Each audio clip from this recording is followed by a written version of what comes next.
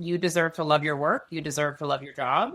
And it doesn't mean every day, every moment, but generally we do. This is our one life. And so let's try to love it as much as we can. And so everyone who's listening, you deserve to do just that.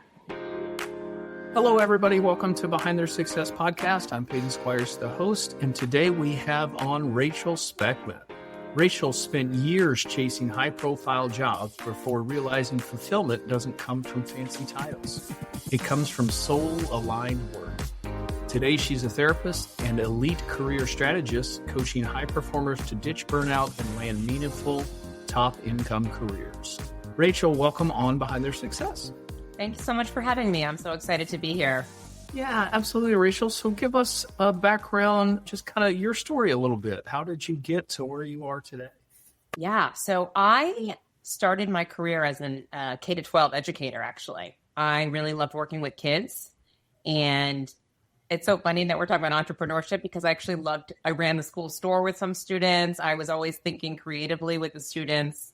And I learned after about 7 years of doing that I wanted to do more than be in the school environment. And so from there, I actually transitioned to working at after-school programs, and those were actually startups. And I realized that I love working with startups, and I love that let's get it done, let's figure it out, minimal resources, that kind of energy. Always the person who sort of stayed later, tried to figure out what was the most exciting thing happening in the business, and how do we capitalize on that.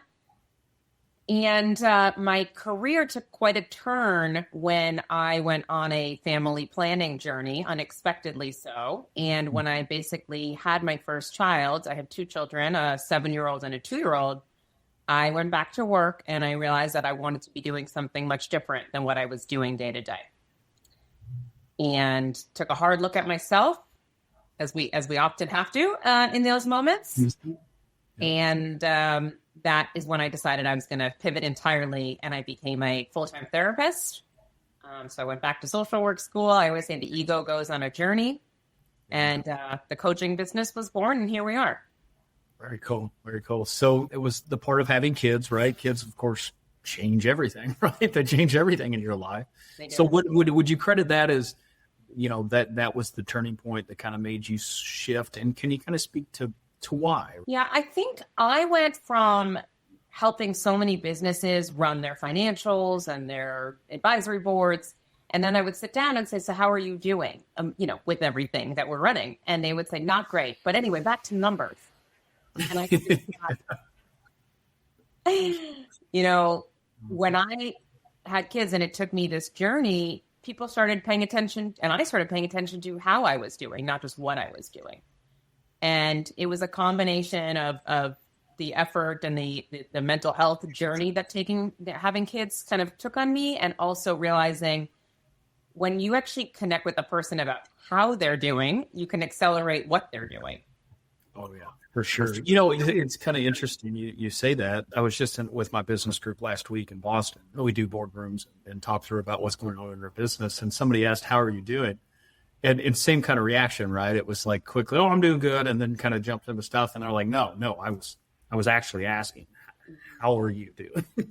And it's kind of interesting how we all just skip right over that, right? It's we give the generic good answer, right? Or whatever that is, and just kind of move on. And I guess because this assumption, maybe we're not assuming that people really aren't asking, they're just giving a gesture of, that's like what you're supposed to do in polite society. Yeah, it's almost more about formality.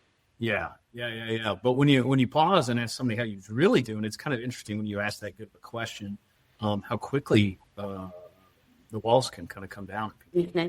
So, you talk about trading soul-sucking work for soul-aligned careers. How do people know when they need to make that change? So everybody I talk to or that, I work with, very often I'll ask, what % happy are you in what you're doing? And it's nice because it gives a how are you doing meets a quantifiable number. Yeah. And when we are at, let's call it less than 50 to 70%, it takes a toll on us, of course. And 50% goes to 40%, 40% goes to 30 sometimes. And so very often it's trying to figure out, well, okay, I said the goal is 80%. when we think about 80% enjoyment, doesn't mean every single day is going to be 80% the entire day. It's actually dialing into what are your best parts of the day. So for me, I know my best part of the day is when I get to connect with people authentically and understand sort of the pain that they're in and how we can help turn that into something more meaningful, build stronger connections. But I have to figure out, okay, well, to get to that 80%, my 80%, what are the back-end systems that have to get in place? And so for many people, they can identify, well, this is what I think a soul-aligned career is. Okay, well, how do we get there? Yeah. I mean, yeah, and that's a great question. I guess, in the path there is probably obviously it all depends on what their answer is and what they're ultimately, going for. Can you share a story, Rachel, of like a time you kind of helped the client through that transition or making that decision, a story of how you've helped somebody there? Yeah, I have a lot. I'm very lucky. I have a lot of them. Most people say like the largest thing that they gather from working with me, in addition to landing a new role or pivoting internally or trying on something fractionally, is the kind of clarity around these are the things that do make me happy and these are the things that do not. And I say that about therapy too, which is at the end of the day, it's the simplest thing, and it's very similar for business. What's driving the bottom line, or what's driving your bottom line of happiness and enjoyment? How do we turn that up? And how do we turn down the things that aren't going as well? Yeah, I would agree. It really is that simple. You're right. Like the process can be simple, but not necessarily easy, right? Like simple in the fact that it's really just taking the time and figuring out what is important to you and what is not, and adding more of the important stuff and getting rid of, more of the stuff that isn't. But often we don't take the time, or entrepreneurs in general, especially, don't take the time to slow down enough to even begin to ask themselves those types of questions to figure out what we even want. But if you want to jump in, with a client story here and tell us something there as well. Yeah, I always like to think of a real-time client because I've worked with many clients over the years, and like a real-time client, it has been approached for a new opportunity internally, very flattering, being approached by somebody quite senior for a senior leadership, but it's kind of actually realizing this is not going to be turning up the things that I enjoy doing.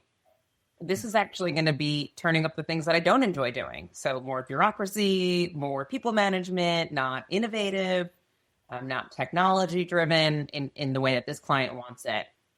And there's a lot that comes with saying no to somebody, or saying, not right now, thank you, I'm so flattered. And I'm actually going to take this, quote, less traditional path. When I left the corporate world to become a therapist, people literally were like, are you okay? What's going on? Why would you do that?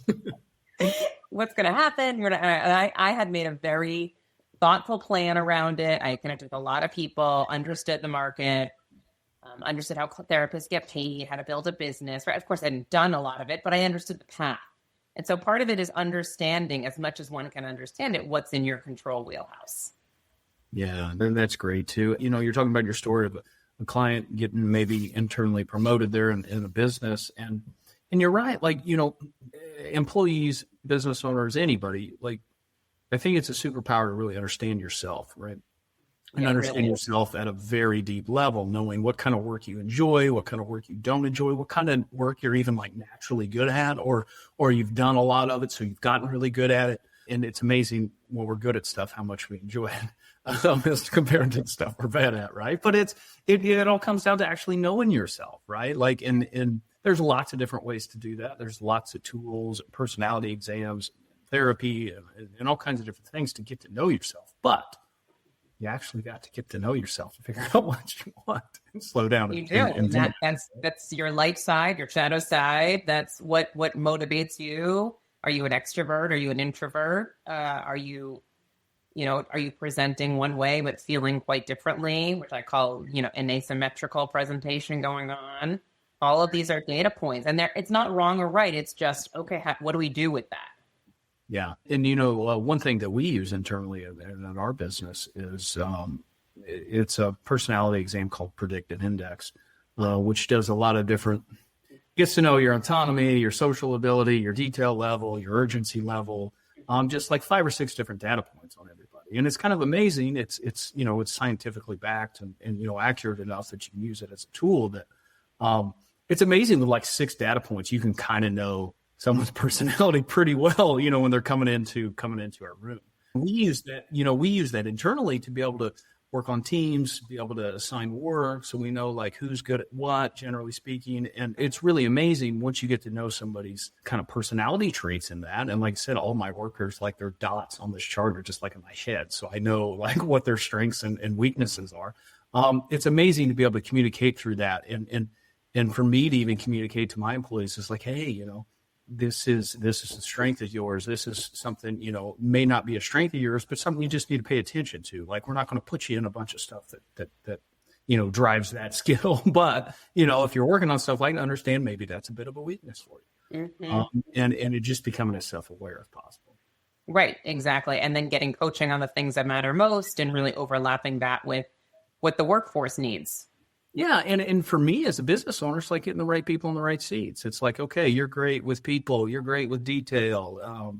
Like if you have those two people that are like, one's great with people and the other one's great with detail, and you got them in the wrong seats, right? You got the person that's great with detail and sales and the person that's great with people crunching numbers. And I know that's an overly simplified example, but you're not playing to people's skills, right? And you're not playing to people's strengths. Internally, I know you look at this from almost like the employee side of just like, you need to figure out where you fit and ultimately where you can best serve that gives you energy, because then you can't run, right? Like when I'm looking at a lot of this stuff, Rachel, I'm thinking like, okay, what tasks give me energy? What tasks suck energy from me, right? And trying to get obviously lean to the ones that give me more energy. There we go. That's exactly right. And you're like, okay, this is going to drive. When I'm watching people's success, when I watch people figure out, oh my gosh, I didn't realize I could do this. I didn't realize I could network with this person. That internalized confidence, that's what gives me the most energy. And so how do I coach people to do more and more of that confidence building and application of it? Yeah, absolutely. Are you looking for a new tax experience? Looking for an advisor that actually brings you high-level ideas and proactively plans so you aren't overpaying your taxes? Or how about one that even just responds and communicates in a timely fashion? If any of that resonates with you, you probably just have a tax preparer and not a tax planner. And it is through the tax planning process where all the value is found. And when tax planning is done right, it has a positive return on investment. I'm Peyton Squires. I'm a CPA and owner of Squires Tax Planning. We work alongside entrepreneurs and high-income earners, helping them pay the least amount of income taxes, both legally and ethically. We have saved our clients hundreds of thousands of dollars through specific strategies, and we guarantee we can find multiple tax strategies that your current tax preparer hasn't told you about. If that interests you, head over to squirestaxplanning.com. There you can take our free assessment to see how likely it is that you are overpaying on your income taxes. From there, you can also book a free tax discovery call with our team to see what it would look like to have us working for you. So, Rachel, what are some tactical habits, leaders or really just anybody can look to adopt to avoid burnout and just kind of stay connected to the purpose? So one tool I always give people is what I call the internal audit, which is if you look at your day-to-day and you write down what you're doing, you can actually write down what % enjoyment you have from those tasks. And then next to that, you can say, well, this is the % I want to be doing this. And then it's either a conversation with yourself, if you're a solopreneur, or your coach, or with your team, which is, well, how do I not necessarily align myself to do that tomorrow, but set myself in that path? And the converse is true. I don't like doing these things. How do I hire? I was just talking to somebody about a virtual assistant. How do I hire any kind of, admin, et cetera? What can I automate? Those kinds of things. I think very classically putting up the boundaries and saying, here are the top 3 things that matter to me. Here are my top values. Here's the actual money I need to make versus I want to make $10 million, but at the sacrifice of what? Yeah. To what end, right? Yeah. To what end? So I do a lot of coaching people, and I work with a financial planner as well to understand, well, if you're going to make a big change, we have to have a robust financial plan, especially with kids and mortgages and a whole life, right? I do teach at the college level. We're not 18, 22 anymore making those choices. We can mentor those folks. We can give them the tools right now. And so a very practical one is let's make a financial plan for it. Let's hire the right financial team, those kinds of things. Yeah, and I love that you bring up finances, and then obviously, that's kind of my specialty in the world I live in. But I think it never surprises me, working with even just couples. Obviously I work with a lot of business owners, but even work with couples where just like people have no line of sight to their financial situation, and then they're working with someone like you, and like, hey, I hate work, and or not necessarily hate work, but I'm not, I'm obviously not in the situation I want to be in. But people get in that situation, they feel extremely trapped. And the number one reason is money. And because, most of us live, kind of beyond our financial means or right up to the edge, really, really all the time, that yes, you need to, when you're considering a move like this, is getting real clarity around your financial situation and getting a real look at like what's possible, what's not possible, how much income you need to, if you're making some kind of switch. So then you have the confidence to really go into that with your eyes wide open. Yep, exactly. And so much, I'm giving some general ideas because these are some general principles, but it's so personalized. It's so individualized. And so the more, as you said earlier, the more you get to know yourself, the more you understand this is my top priority. This is not it. And sometimes I talk about this, you might ask about this, but having a reason, season, or a lifetime, what are you doing for this reason right now? I need this because I have this mortgage or I have this interest rate. It's going to drop in 5 years. Then I'm going to do this for a season. And then I'm going to pivot to doing something else. So really understanding the ebb and flow of, we get to try things on strategically, which helps us to feel less stuck. Let me try this. Let me try that. That's one thing I talk to people about a lot. And we don't want to be willy-nilly trying things on, but we want to be really thoughtful. Like, okay, wait, if I do that, if I know that person does that thing, it's so funny because I talk to people about kind of informational interviewing. It's a kind of almost like a high school, college reputation. But if you're really stuck and you're like, I think I want to do that thing, go find 10 people who do it, 5 people. Yeah. And ask them the last 24 hours of their day. Ask them the biggest headache they've had. Ask them their favorite moment. How often they have that moment. Then you can start to gather that data and say, actually, I don't want to do that at all. I didn't go get a master's or didn't go quit my job. Yeah. Another podcast came out that says that I'm the therapist that helps you quit your job, which is not true. I do not help you quit. I help you look internally to take what I call a calculated risk. Yeah. If you even need to take a risk, it could be a calculated assessment of what's going on for you.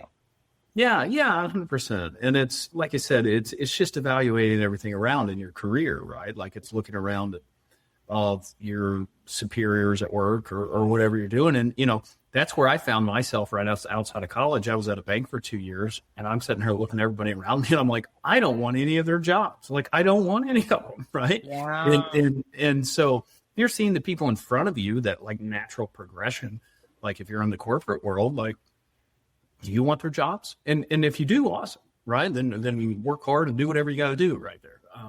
But if you don't, well, you better start figuring out kind of what's next, right? Yeah. And it's just kind of interesting seeing people struggle a lot with that, right? Or they get in the corporate world, they get golden handcuffs too, right? Where you've got married, you got kids, you got the corporate salary, you got the retirement account, and that life you've built, if you haven't made a lot of great, and especially so if you haven't made a lot of great financial decisions, over the years, it can take a lot of upfront work to be able to peel that back and try to be able to escape that world that you kind of built yourself. It's not going to be an overnight thing necessarily. No, it's not. A lot of people ask me that, how long is it going to take me to get unstuck? And I said, well, how long did it take you to get stuck? Yeah, and that's about how long it'll take you to get unstuck.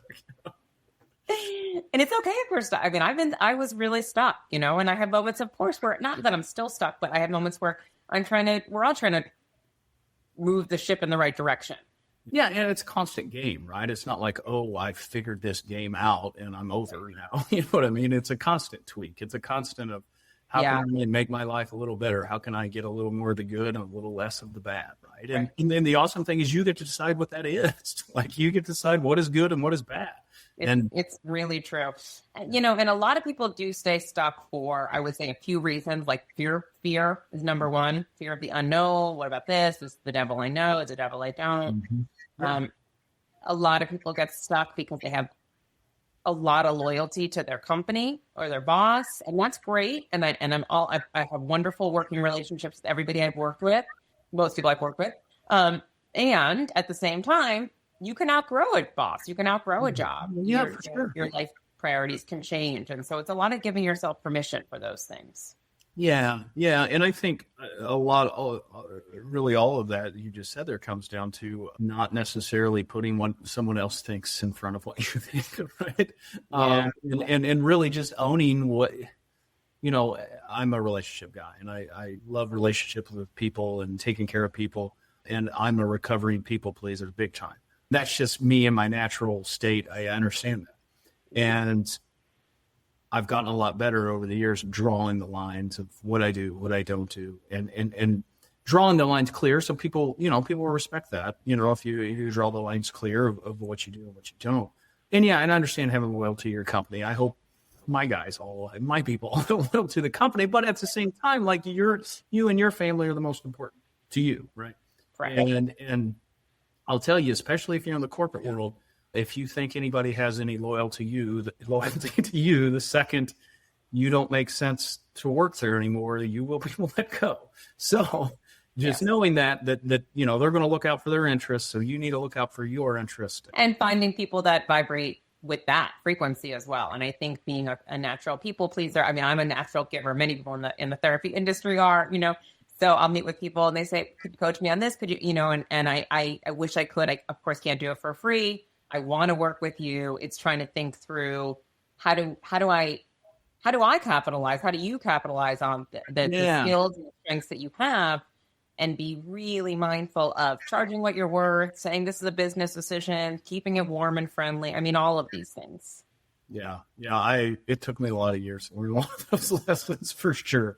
Starting my business 10 plus years ago, and especially being a small town guy and just, taking care of people and not realizing that, you just need to draw these clear lines and everything's fine. But you got to draw those lines. You do. You really do. I've had to learn that as well, like working with friends and family and those kinds of things. Yeah, absolutely. So, Rachel, how important is storytelling and personal narrative to reinventing your career path? Oh, it's very important, because you asked me my story earlier, and what I try to convey through my story is no matter what I was doing, no matter where I was, I wanted to help people solve their problems. That is something that I enjoy doing. Mm-hmm. How I do that, where I do that, what problems I'm solving, that's actually the thread, the connectivity, those kinds of things. So the personal storytelling is how, where, why you do it, but really at the focus is why you're doing it. What lights you up about it. And so that personal marketing piece, whether it's online, at an event, on a podcast, that's really reflecting who you are, your values, and what you'll say yes to, what you'll say no to in terms of the people you want to work with and the projects you want to manage. Yeah. And it's kind of having that, it's having those core values, having those stories, and figuring out like you said, just what is important to you, and who your business serves and who you don't, right? And that's something I went through with an executive coach, and my team did even recently, just talking about the story of our business and why it was established. And a lot of it comes back to me as the founder, and maybe growing up in somewhat financial insecurity and not wanting that for myself, right? And then then in turn, I've learned a lot of things, and then we're in turn serving other people to help them with the skills that we have. And it really all comes from my childhood financial insecurity, that I felt as a kid. I didn't want to be poor. It makes me all anxious. I hear you. And my story comes from, I felt financially secure, which was incredible. And I also felt at the risk of both of my parents not loving their work. And they brought that home, and they felt, the long commutes and lots of politics and indispensable and those kinds of things. And so it can be, of course, hard to have it all But the idea that, okay, we don't want to have financial scarcity, and we don't want to hate what we do. Yeah, we don't want to hate our lives, right? Or every day of our lives. We don't want to hate our lives, right? And so understanding, and that's why I share my personal journey of, and I thought about many things after my fertility journey. I thought of becoming a fertility coach, and that's who I work with a lot in therapy, because it brings up so many issues of control. And I hear you talk, and I won't therapize you, but I hear you talking about what did you have control over in your home? Yeah. And that's what it was. I was a, 8-10-year-old kid, my mom, we were a single mom. My mom got laid off from job, work, all the, all those things, right? Like, and it was just totally out of my control, right? And some of the anxiety around that. And it was significant enough that I clearly remember that day, right? 20 some years later, right? But it's kind of neat that I'm able to connect to that now, right? So like it's really interesting, like the traumatic things that happen in our lives. Once you've done some level of healing around it, they actually become the biggest like story you want to share, right? When you were younger, you were kind of embarrassed by those things, and you kind of hid those things and whatnot. And it's not till realizing later that those things are actually the exact reasons that can make you powerful in your story and testimony and helping others. I think it's like Ed Milet, if you ever heard him, big time podcaster, but he talks about how you are best suited and best equipped to help the exact same person that you used to be, right? Because by going through that, right? And that's the coach that I am is for who I was 5 years ago, 10 years, 7 years ago, really. Yeah. And sort of, wow, what did I need at that time? This is what I help people with. We create a roadmap, a plan, a yes, no, why, and then we tweak it. But it's really, these are the non-negotiables as far as what's next. And many people come to me, they're having health issues, they're having mental health challenges. It's really taking a toll on their quality of life, compartmentalization, the same way that financial insecurity would, right? And so, and then it's making these, okay, I mean, I literally worked with somebody this morning, and she says she's unhappy, and she's like a shopaholic, basically, to kind of fill that wound. Yeah, that's how she numbs herself or deals with things, right? Yeah. Right. And so then you realize, okay, we all numb and deal with something. Oh, yeah, we all have our own things. Yeah, 100%. Yeah. Some are maladaptive, some are positive, whatever, therapy speak, but some are serving us and some don't serve us as well. Some are neutral, I should say. So yeah, so the habit changes that we need to make to start to say, okay, that was me yesterday. It's so funny. I just said to my son, he said, am I better than I was? I'm better than you, or I'm better than that. I said, we just want to be better than we were yesterday. Just every person. He's like, what are you talking about? I'm like, you'll get it one day. Yeah, and you realize, and you see that in life, and especially in sports, and sports is great in my mind, a great microcosm of life. It's like the best like champions and repeated champions, like they're not competing against anybody else, like literally. And there's a great, I don't know, there's a great meme. Have you ever seen it online? But it's Michael Phelps, of course, a great swimmer, like in the pool. He's won a bazillion medals. And he's swimming, and his head is straight ahead, swimming as fast as possible. And the guy next to him in his lane is swimming, but looking over at Michael Phelps, right? So it's the winners are focused on the finish line, and the other racers are focused on the winner. That's right. Part of the coaching I do is I ask people who have been their most instrumental coaches and why. And I was a swimmer actually for many years. I still am. And I'll say, my coach would say to me, exactly what you're talking about. The minute you turn and you're looking at your neighbor, you're not focused on your own stroke. Yeah, and you're toast. And of course, at those levels, you're definitely toast. You're not going to compete at all. Yeah, right? Because it's like 0.001, and you just turned your head, and then we get the physics. It's game over. Yeah, it's game over as soon as you turn your head. Yeah, but it is just so interesting. Like human nature, we're always looking to compare and contrast, and in a lot of ways that's healthy because it shows us what other people have and maybe goals of our own. But ultimately, the only thing that really matters is taking those baby steps yourself, right, and developing and being consistent. That's a number. I work on that for myself, consistent ways to grow your business and consistent ways to stay focused, especially when you're stuck. All right, we got to get unstuck. It's going to take this. It's going to take that. Yeah, and it's tough to stay consistent, right? Because like we all go through crap, and stuff happens, or stuff happens in your personal lives, and it's really easy emotions to pull you up and down, and especially if you don't have consistent routines that help you keep a level head, and even meditation type routines or something that gives you. I'm a huge fan of obviously therapy type things, and also just physical stuff, like whether it's exercise, meditation type stuff, whatever you need to do to just get some of the junk and noise out of your head for a little bit. I'm a huge fan of doing that every day.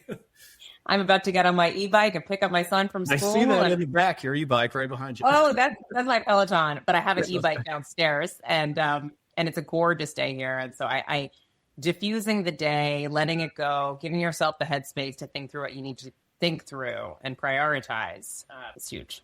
Yeah, that's been dramatic for me over the last 4 or 5 years. I'm really getting into a workout routine. Like I love working out, not even just the physicalness of it. It's really like it's one of the few areas that I can totally shut down my brain and act like and it's amazing when I shut down my brain, like and not trying to necessarily do anything, how much stuff arises to the surface or solutions kind of come to the surface because I've kind of shut down my brain and just open to receiving whatever solution pops up to me. Yeah. Because when you're in the middle of it, you're swinging, you're doing everything, like you're just way too anxious and to be able to see the solution. I recommend people do is get what I call their own board of advisors. So people to help them make strategic decisions. So companies have that. As you start to get to know yourself and where you're headed more, you don't have to listen to them. You don't have to do what they're telling you, but get their opinion. A few people, if you're really strategic about that. Yeah, 100%. Be extremely strategic about who that is. I would suggest people that already have what you're looking for, or somebody that's already been down that path, right? Because they can give you a real idea if you're heading that way or not, or maybe even if you should or not. But yeah, people you respect. Like not everybody's opinions created equal. Your mom loves you. There we go. Your mom loves you, but it doesn't mean she necessarily knows like the best thing for you. And that's just the truth, right? Your mom loves you, but like she wants to protect you. And that may or may not be the best thing, for you in that situation. Yep. Last question for you, Rachel. So if you could give yourself, your younger self, a piece of advice about work life, alignment, kind of go back to the beginning of your career. If you give yourself one piece of advice from your perspective today, what would that be? That is so funny. Somebody said yesterday when they answer that question, they say, I wouldn't change a thing because everywhere I was exactly where I was supposed to be at that time. Sure. Well, sure. I mean, it's how you progress through life. Sure, 100%. With that in mind, if I could, I would actually just tell myself, like, it was so funny. Another person I was talking to today, so much anxiety around money, paying the bills. She's like, but I've never not once paid a bill. I've always figured it out. And I think I would tell myself to trust myself more, which maybe sounds generic, but it's such an internal felt sense of like, I am going to make the right decision. And it is going to work out. It gets into some spiritual beliefs, but like how it is meant to be. Yeah. And you're going to meet who you're meant to meet at that moment. And they're going to come into your life at the right times and really having an abundance mindset. Yep. And if I could go back and tell myself, say when I started this business, be something along the same way, right? Just hey, it's all going to be okay. Trust yourself, bet on yourself. Because I've studied myself a lot and spent a lot of time working on myself and my business to know that is, for me and my personality type, that's probably my biggest limiter is like self-confidence and the ability to make decisions quickly, right? Yes. And the good thing is I realize that, so I can work on it, right? And that's the first step, is to realize it. Beautiful. That's exactly right. That's a really good way of describing it. Yep. Rachel, this has been an awesome conversation. What is the best way people can connect with you, get to know more about you, or just kind of follow you online? Yeah. So I post pretty often on LinkedIn. I'm RachelSpekman.com is my website, and you can SPEKMAN. I do consultations with people to figure out where they're stuck. I do a one-time 90-minute audit of what's going on, and I do ongoing coaching with people. Any other piece of advice you want to leave for the listeners before we go? I start most of my posts with, you deserve to love your work. You deserve to love your job. And it doesn't mean every day, every moment, but generally we do. This is our one life. And so let's try to love it as much as we can. And so everyone who's listening, you deserve to do just that. Awesome, Rachel. I appreciate you so much for coming on. And listeners, we'll catch you next time. Thank you so much for listening to the podcast. If you found it valuable, please rate, review, and share it. That is the best way to help us build this and reach more people, as we're trying to accomplish our goal of help creating more healthy, wealthy, and wise entrepreneurs. You can follow us on social media by searching for me, Peyton Squires, or going to PeytonSquires.com. On the website and social media, we're always sharing tips of personal growth, and there we can actually interact. I'm looking forward to it. Thanks, guys.